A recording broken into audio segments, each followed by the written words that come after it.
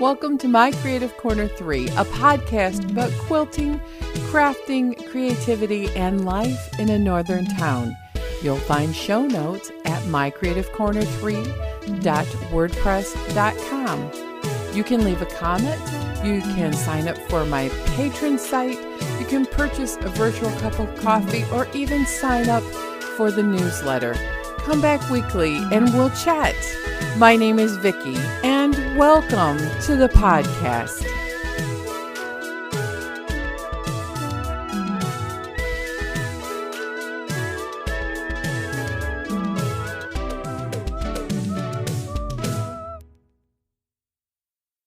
Good morning. Yep, it's the morning of June 15th, and it's in the 50s, which is great because it's going to warm up to be in the 70s and not in the 90s. Cooled off a little bit more over the last couple nights, and I am a much happier camper. Oh my, yes. He and I don't always get along. So what have I been up to? The garden is just going absolutely crazy. It's got iris. It's just about finished. We've got daylilies blooming, poppies that are just about ready to go to seed heads. We've got the peonies are just the huge double peonies, fuchsia and white. What else is back there? Oh, a perennial geranium is blooming. And we planted finally this last weekend. We had good weather and time to plant wildflower seeds in the back half of the garden that faces the adjoining property, which is a parking lot, but it's also needed to hold the soil in. And some ground cover is also planted back there, but it's going to take a few years for the vinca to cover the ground. And I'm hoping that between the extra flowers and the watering, as I'm paying to water that garden this year because we planted the seeds. And some of the cedars that we planted, the arbor vitae, we planted 4 along the property line. 1 looks fabulous. 3 look like they're struggling for winter kill, and signs of life is there. We lost our receipt, so we can't get them replaced because they agreed that it looked like winter kill. But I'm just going to baby them along. I'm not going to throw in the towel too soon. I tend to do that. They are not the most beautiful looking thing.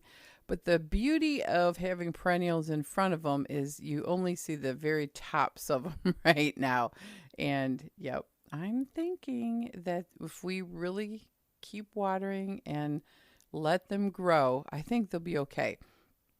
I think I want to get some seaweed extract to mix as a food for later this summer. But while the plants are blooming and everything seems happy, I'm going to probably do that a little bit later. I have weeded 15 minutes a day, a time or two a week, and that has seemed to help. I did add a little preen to the garden, and it is really helping keep the extra volunteer plants. I don't like to call them weeds. It's because some weeds are beautiful. Every once in a while, if I let one grow, I'm so tempted to leave it there because they have pretty flower heads. But I know if I let them go, their roots will establish, and then I'll have trouble containing them. So I went through after it finally rained the other day, and I was able to go through and weed the garden beds out and pull. And when I pulled the, I think it's we always called it a catmint. There's another name for it. Anyway, when I pulled it, it gets to be a tall plant. And if I let it get to be a little bit taller, the roots will come out with the plant, and hopefully it will keep them from coming back. I was pretty impressed with myself that I must be getting stronger because when I pulled the big plant, all the roots came out with it. It's just so satisfying, isn't it?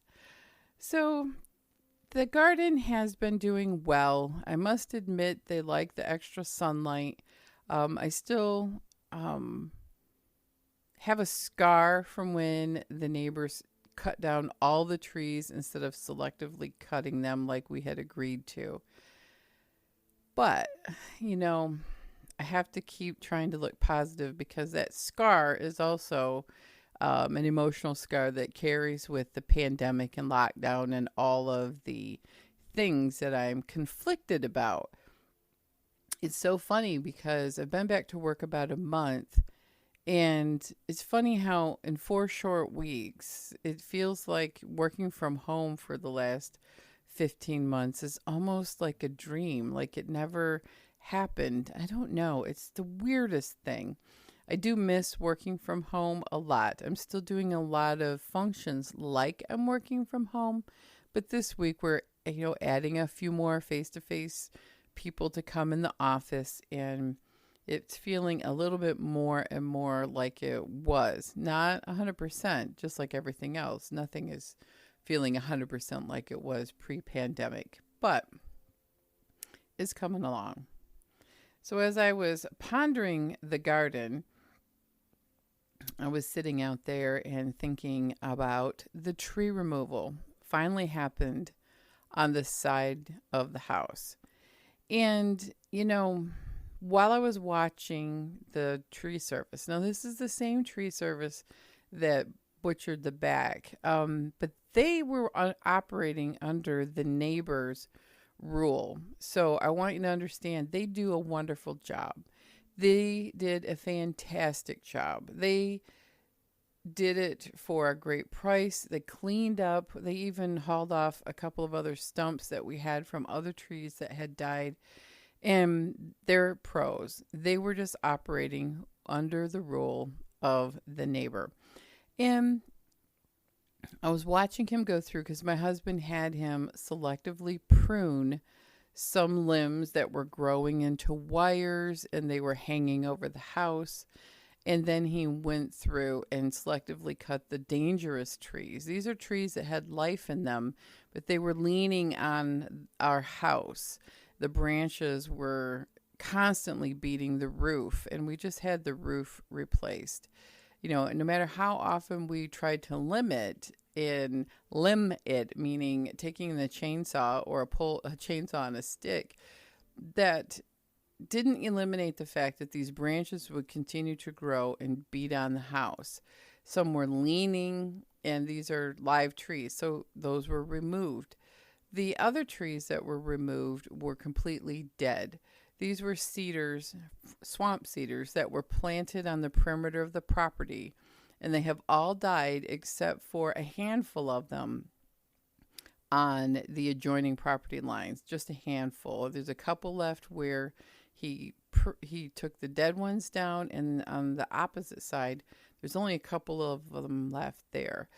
What happened is, according to Michigan State, these trees have a lifespan. Most trees have a lifespan. And because these were planted when this property was not city property, it was actually a small farm.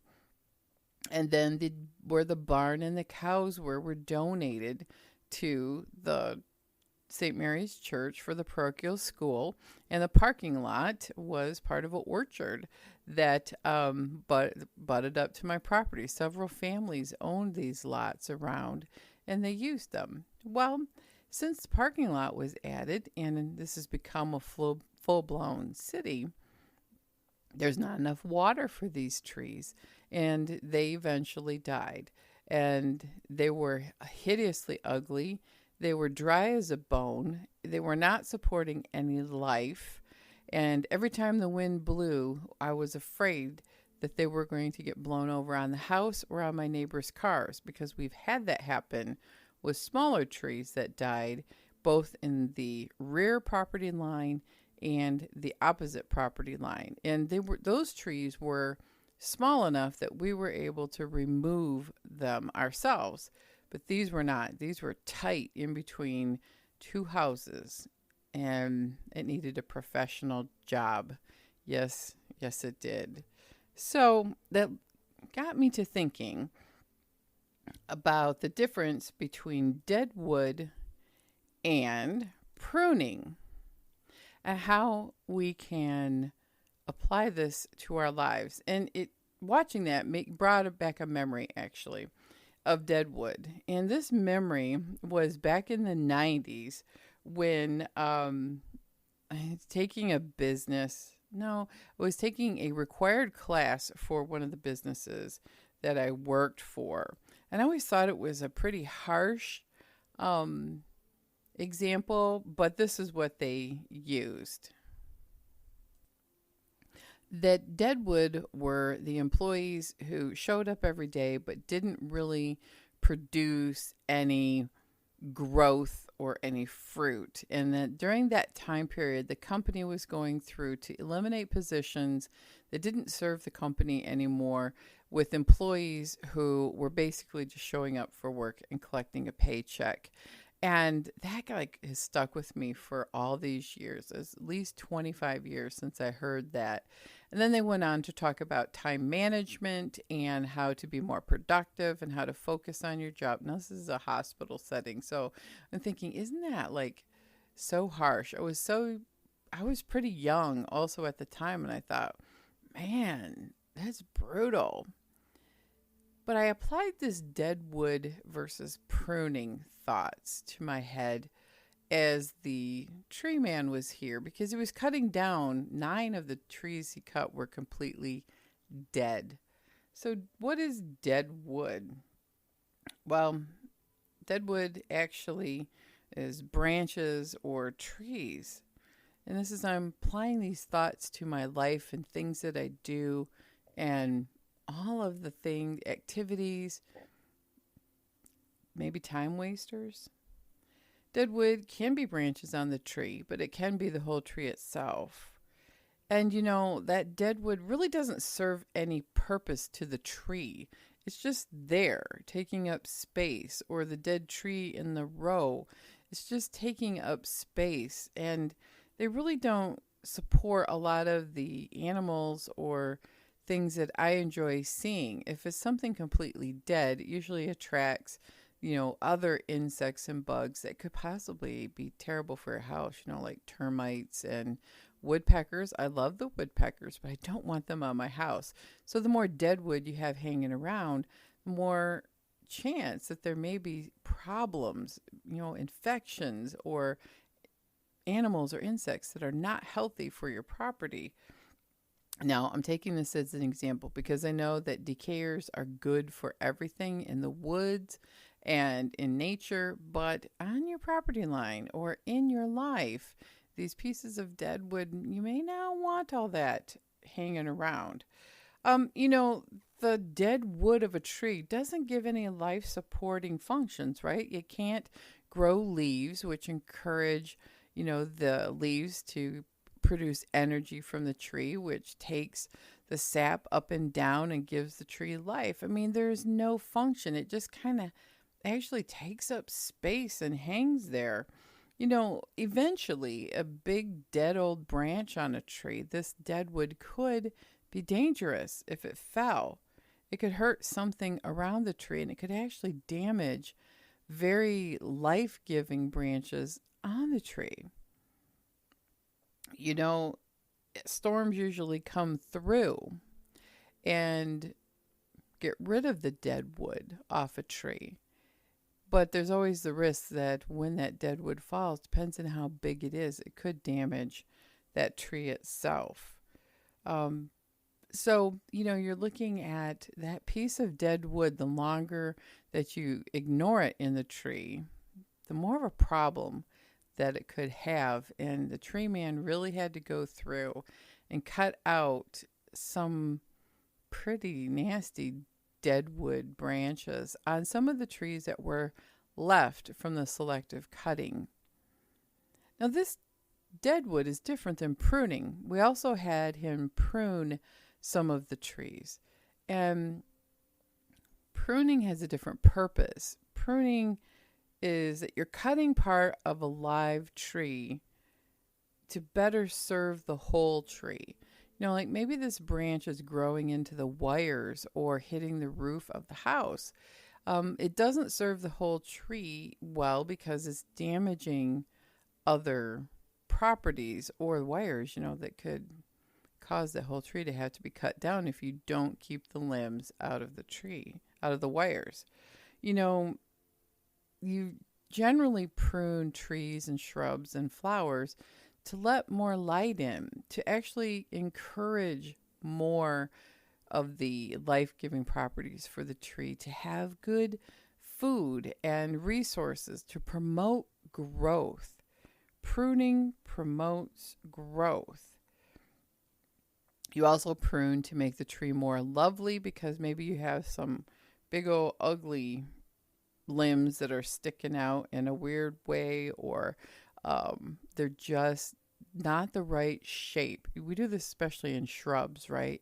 If a woody shrub needs to be pruned, there's usually like one branch that's growing in a way that makes it ugly, or it's like crossing a property line, or it's not really the shape that you want. So you prune it. You may trim it down or follow the branch all the way to the base of the shrub or the tree trunk, and you cut it off.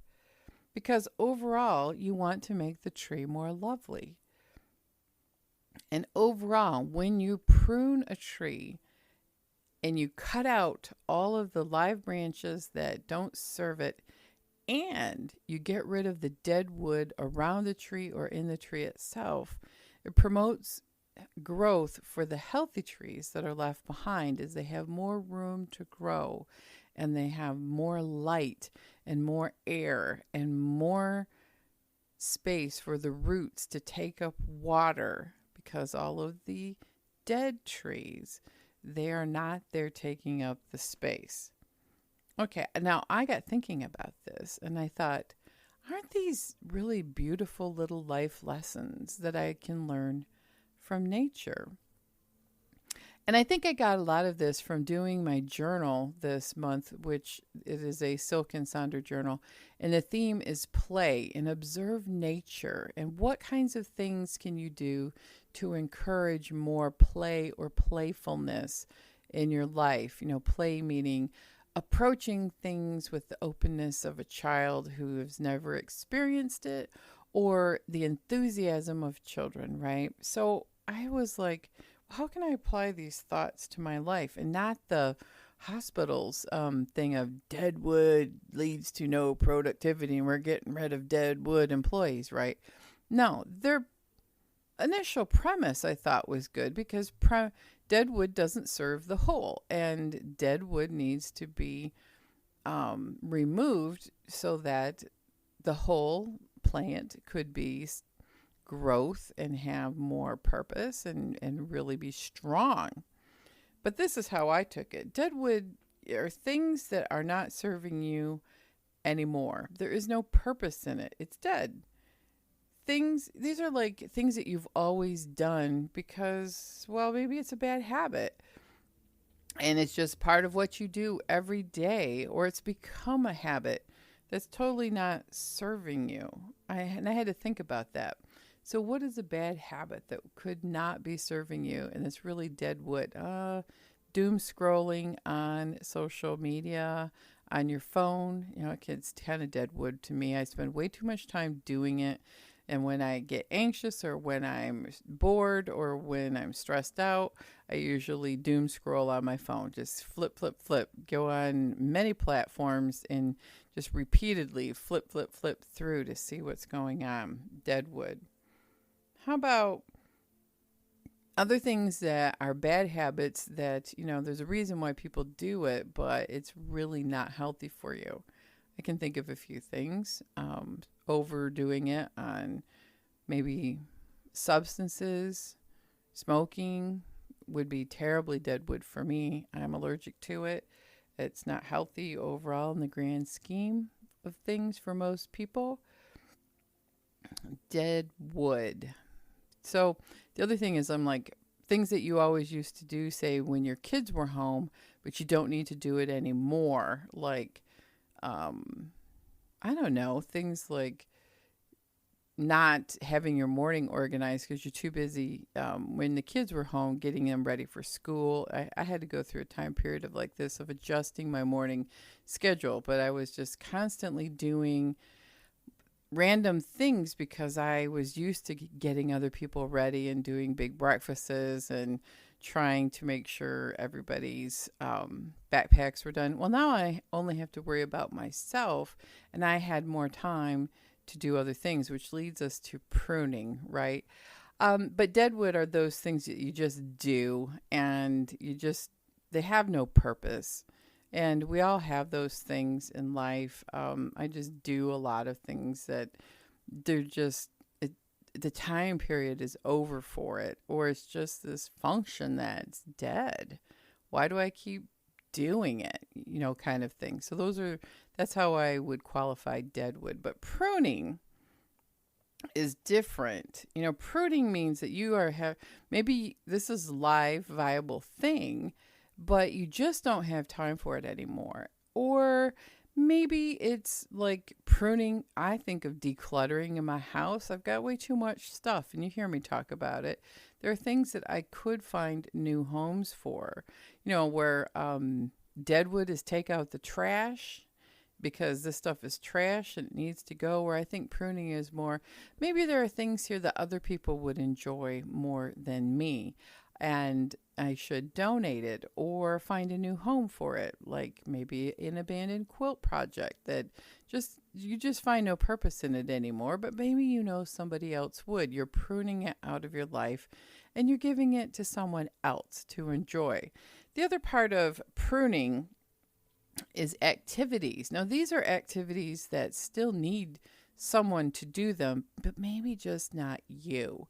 I remember we went through a time where my husband had to prune a lot of things out of his life. I had gone through the pruning all these other functions early. Like maybe you're serving on something that you did when your kids were at home, like maybe youth group or the PTO or teaching Sunday school, but you don't have kids in that demographic anymore, but they still need volunteers. Maybe it's time to pass the torch. You prune that out of your life and you find someone else to do it who really it would be better served because they would be more into it. They wouldn't find it a chore. Maybe you've developed some harboring feelings like, man, I got to give this up, and you're only putting a minimal amount of effort, so it doesn't serve anybody, right? Because you're not like into it anymore.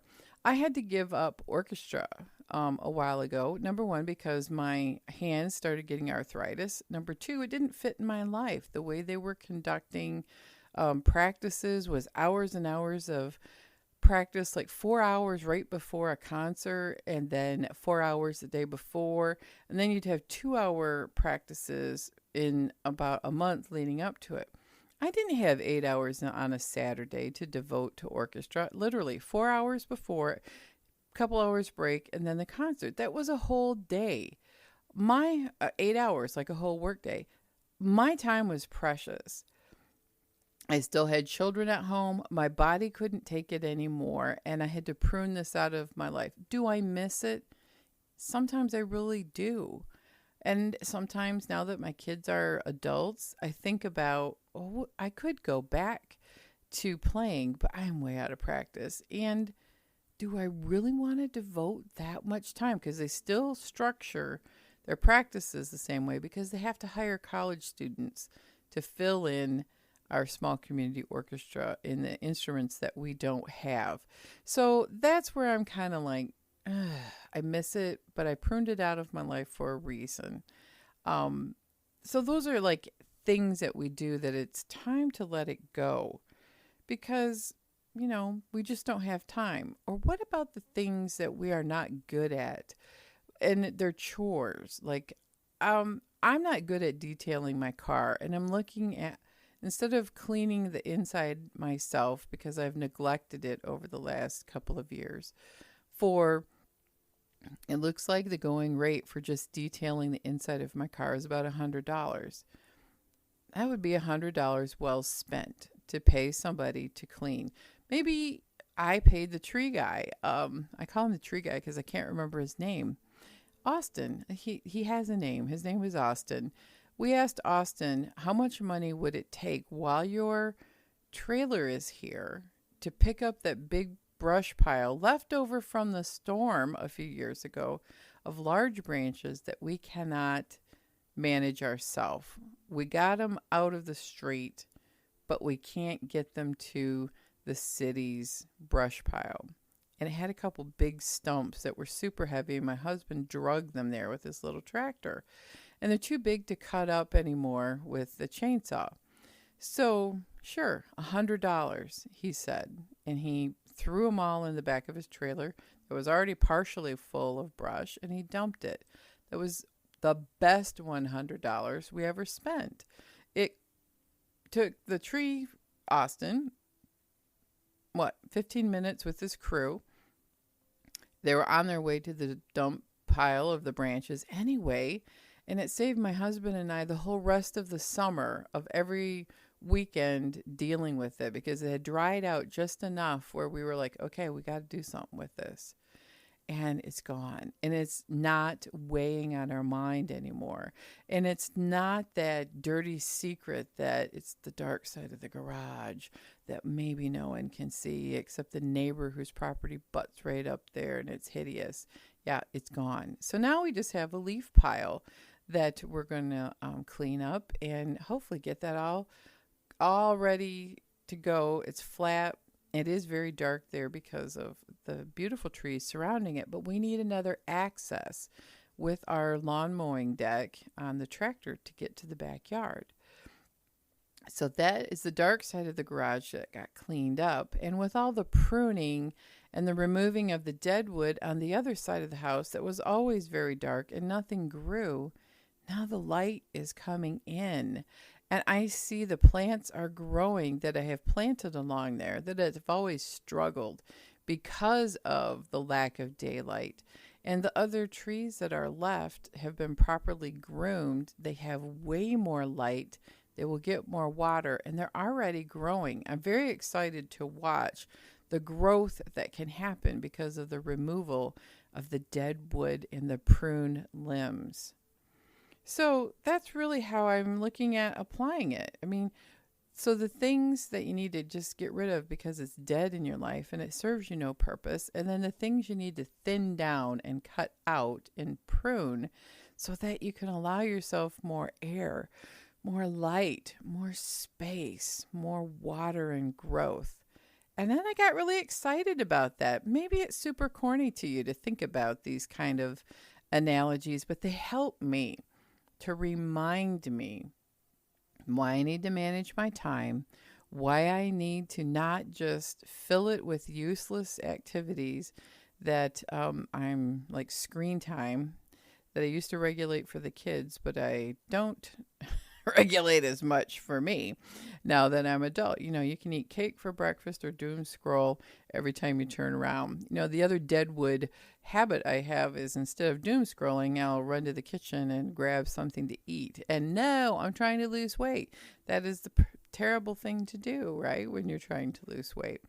So those were some insights that I got from life lessons from the tree removal. It wasn't painful this year. It was exciting. And now I can see the growth on the beautiful trees that are left, and the hideously ugly dead wood is gone. The other exciting thing that I've been watching this week is the view from my porch. Now, I do a hashtag view from my porch on Instagram and my Facebook page. And a lot of times you will see this 100-year-old Mount Carmel Center, which used to be St. Mary's Cathedral before St. Mary's built the new cathedral in 1970. It was used a couple times a year for holiday mass, and I played in there in orchestra once. So I got to see the inside. But other than that, it's been locked up. Eventually was bought by private people, and now it's been made into like a historic landmark, and they're restoring it. So they put a new roof on it. What's happened this week is a massively huge crane came. I mean, one that's like skyscraper. That's huge for this small town. And they made a I-beam platform around the steeple.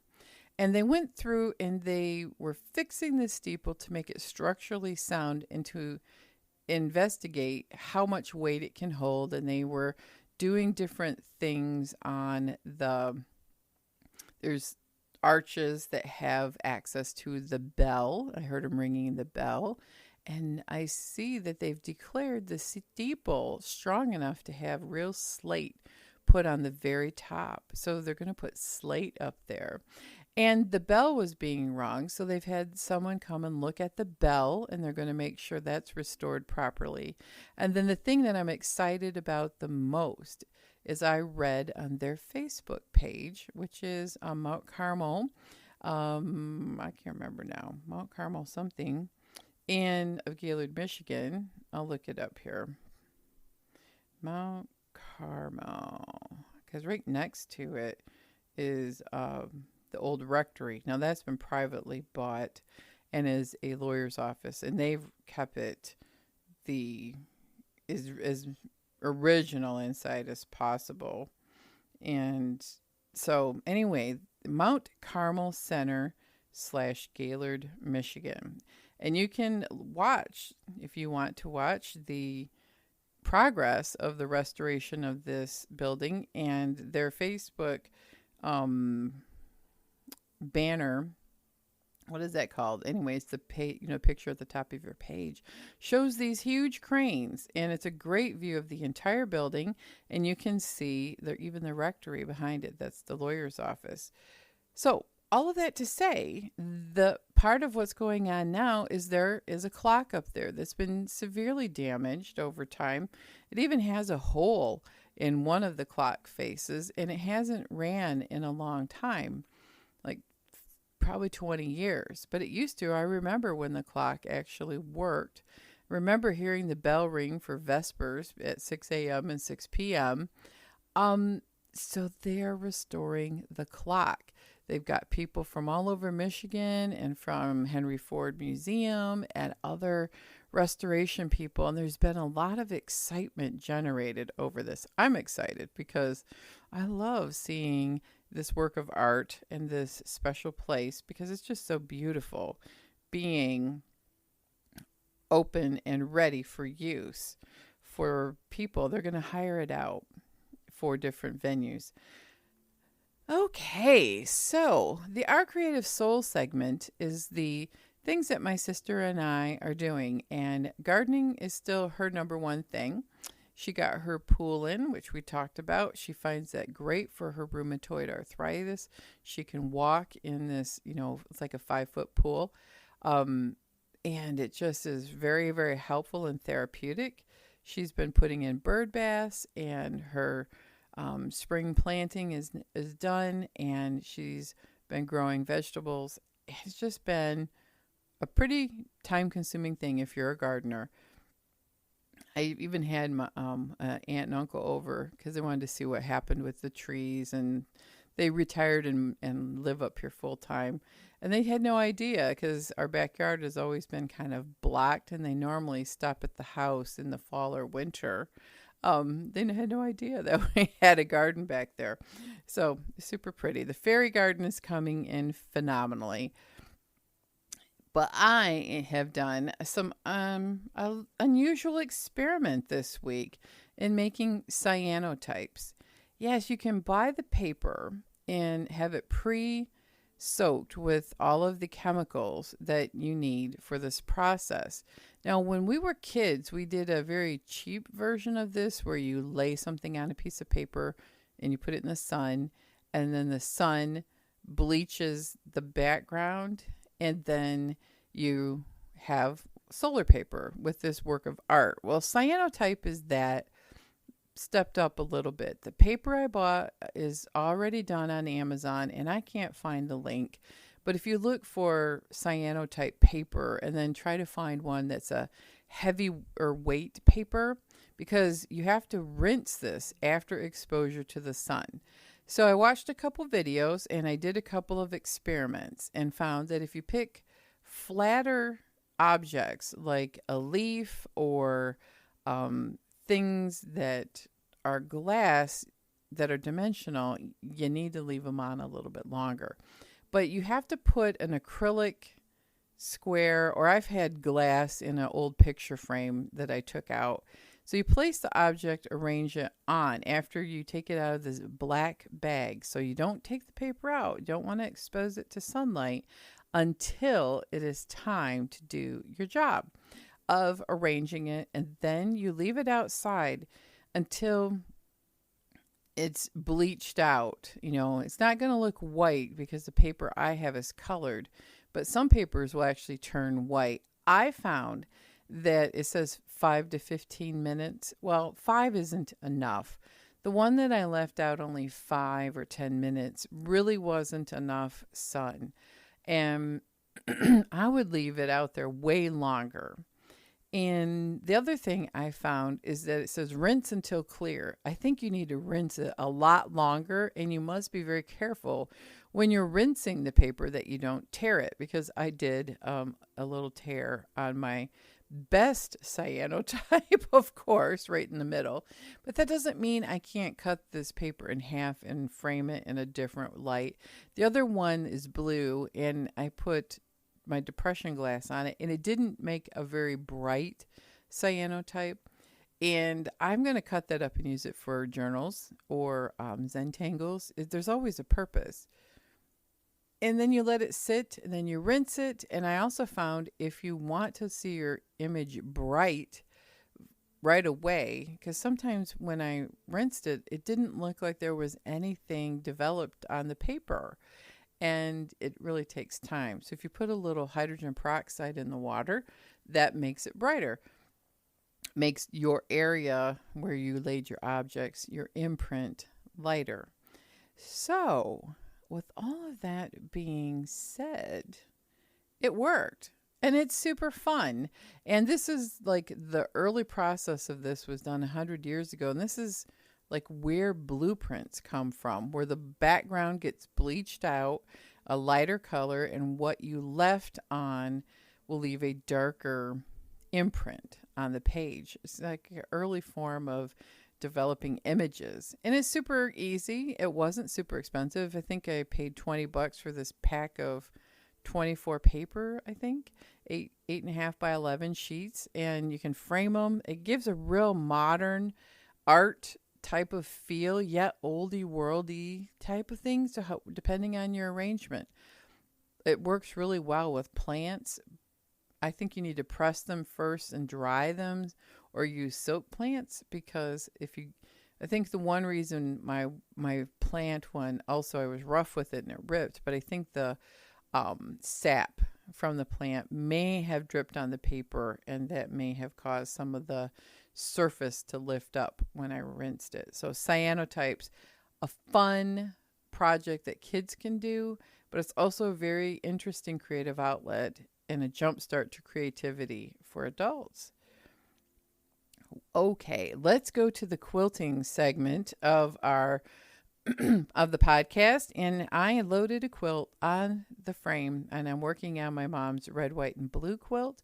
It's almost done this week, and I have a couple of other quilts to load for my mom, and I'm ready for clapping loudly, cheering. I wish I had a button with sound effects that went, yay! I finished piecing the t-shirt quilt for my friend for her concert collection. It's pieced, so it's going to go on the frame next. Yay! I can say crowd noise. That's what we used to do as kids. Now, the other thing that I have finished piecing is my bee hexagon flower quilt. And all the yellow flowers were appliqued by machine once I hand stitched the hexes with an English paper piecing process. I found that navy blue and Swiss dot. Well, when I took a picture of it, something was totally wrong with it, and I couldn't figure it out. But Jess, who's part of my Facebook group, she noticed with her eagle eye that there is a directional print in that navy blue. And by happen chance or serendipity, half of the blocks I did vertically, appliqued the flower on vertically, and half of the blocks I appliqued the flower on horizontally to that background. So it worked out great where you go horizontal, vertical, vertical. I messed around for several days trying to get the color distribution the best I could. And I ran out of fabric when I put the border on. I was like 2 inches short on the top and the bottom. So I found another bee fabric, but it's not a bright golden color like the honeycomb fabric. But that's okay. It gives like this toggling look. And I got looking at it and I still wasn't happy with the one border. And it needed to end on a dark blue, I thought. And other people agreed with me as I put it up on my Creative Corner3 Facebook group. So I found a fabric that I was using in the Irish chain that would be perfect. And it's a large piece of fabric. And it will make a border. And then I'm going to end it in a blue border. I didn't have enough of the directional dot fabric for the outer border, but I found a dark blue that complements it. So I'm going to put 3 borders on this quilt and maybe applicate a couple of hexagons in the toggle of the first honeycomb border where I ran out. Make that a feature, right? It's got some pretty fabric in it. Maybe I'll applicate a couple of hexagons in those spots just to make it a feature. Well, anyway, all that to be said, I don't plan many of my quilts. I just start making them and then the idea percolates in my brain as we go. And once in a while, things work out in a very organic way, like this one with the background fabric. And other times, it doesn't always work out this perfectly, but all's not lost. You just have to keep working the puzzle because it is a puzzle. And that's why I like making quilts. And I don't always like following patterns because maybe it's because I don't like following rules, but I like to organically let things just kind of happen and think about it as I go. Should I border this? Should I not? I don't normally border it. This one looks great. Should I sash it? Should I not? I like it unsashed. So that leads me to my next English paper piecing. As I did the 100 hexes, 100 days, I'm on a roll. So instead of doing the jewel hexes, I need to cut out more papers.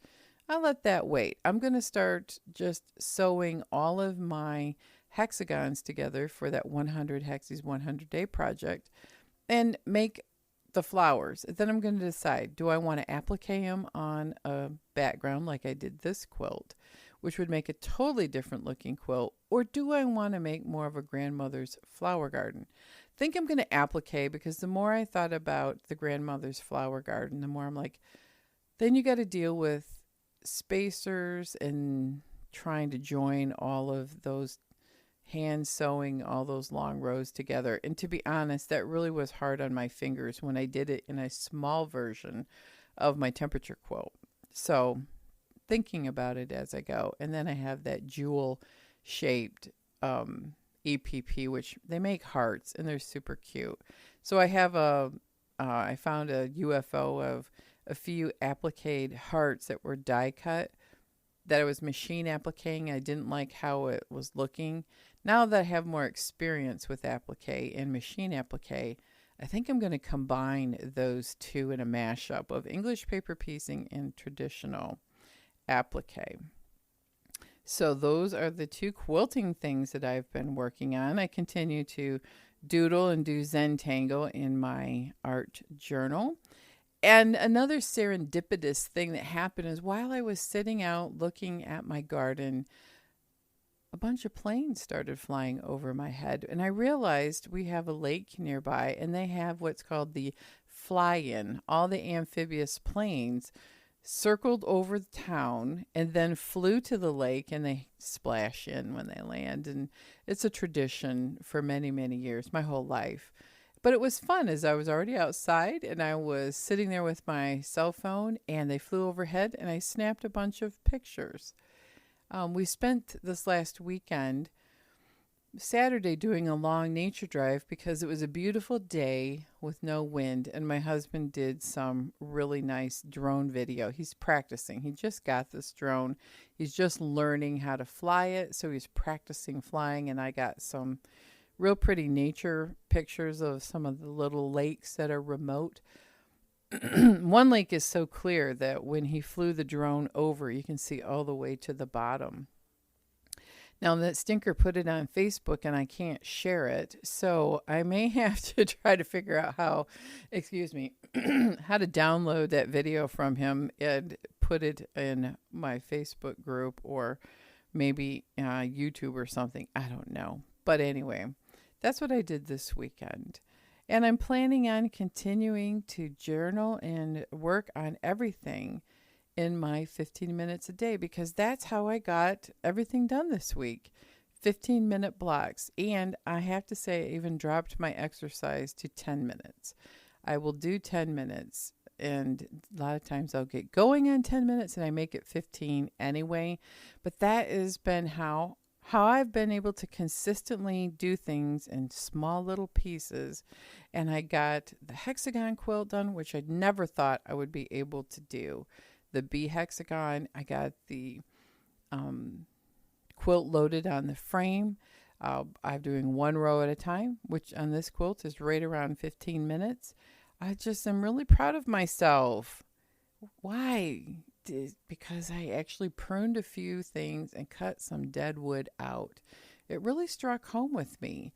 Just trying to limit the screen time and actually do things that I enjoy. And once in a while, scrolling social is fine, but not as much as I was.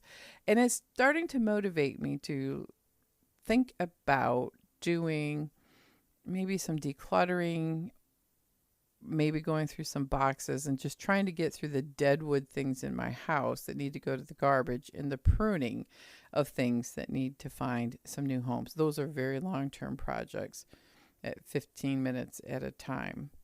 The other thing is I want to end with, I'm kind of exploring doing some new Our Creative Souls things with jump starts. So I got the book, I purchased it, Dare to Create by Marie Boudin, that Kristen suggested on her podcast, Simple Handmade Every Day.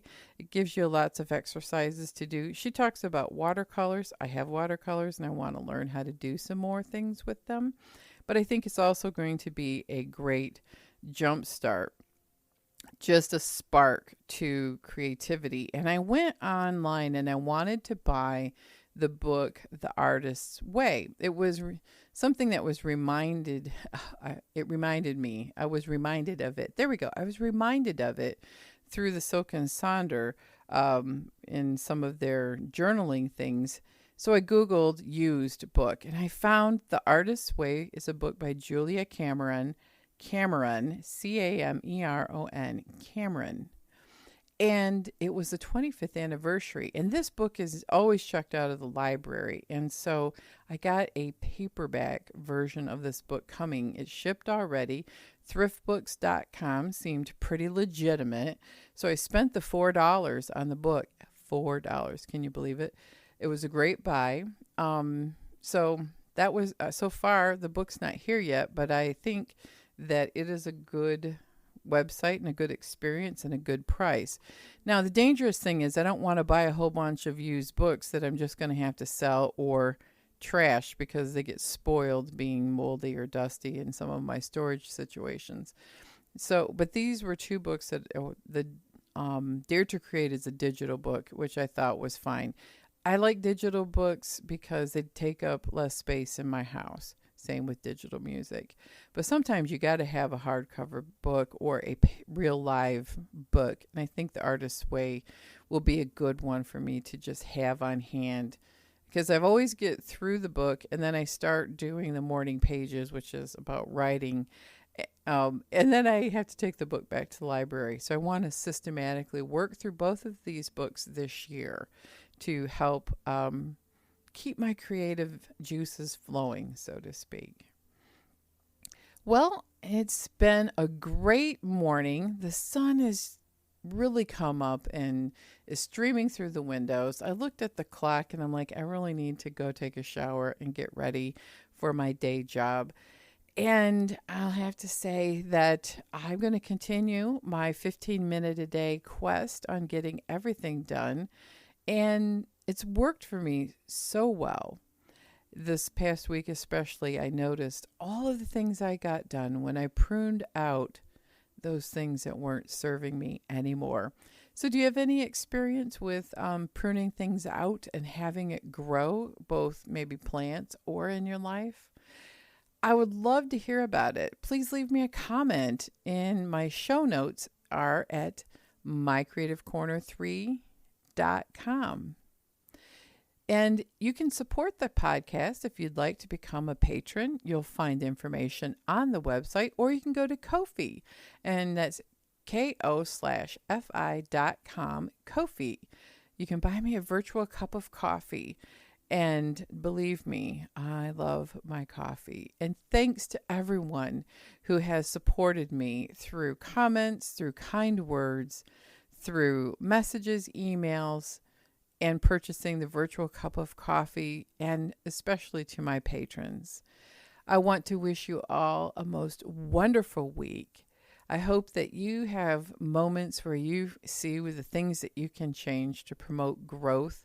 And growth brings creativity, not necessarily productivity. It's not about productivity like work wanted me to believe.